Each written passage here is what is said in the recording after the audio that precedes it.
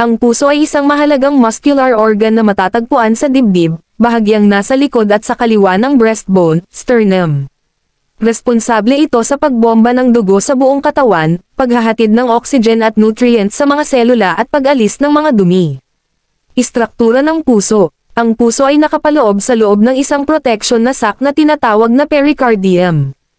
Ang pericardium ay isang double-layered membrane na pumapalibot sa puso, na nagbibigay daan sa malayang pagdalaw nito habang ito ay tumibok.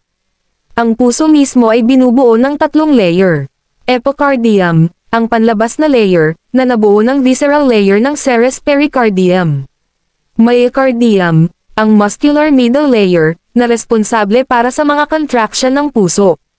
Endocardium, ang panloob na layer, na naglinya sa mga silid ng puso. Mga kamara sa puso. Ang puso ay may 4 na silid.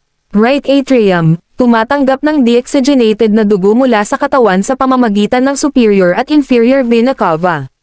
Right ventricle, tumatanggap ng dugo mula sa kanang atrium at ibamba ito sa baga sa pamamagitan ng pulmonary artery.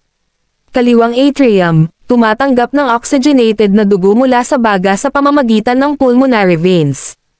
Kaliwang ventricle, ang pinakamalakas na silid, tumatanggap ng dugo mula sa kaliwang atrium at ibinubamba ito sa iba pang bahagi ng katawan. Mga balbula ng puso. Ang puso ay may 4 na balbula na kumokontrol sa daloy ng dugo. Tricuspid valve, matatagpuan sa pagitan ng kanang atrium at kanang ventricle, na nagpapahintulot sa dugo na dumaloy mula sa atrium patungo sa ventricle.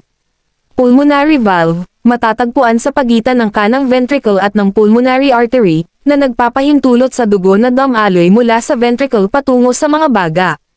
Mitral valve, matatagpuan sa pagitan ng kaliwang atrium at kaliwang ventricle, na nagpapahintulot sa dugo na dumaloy mula sa atrium patungo sa ventricle. Aortic valve, matatagpuan sa pagitan ng kaliwang ventricle at ng aorta, na nagpapahintulot sa dugo na dumaloy mula sa ventricle patungo sa ibang bahagi ng katawan.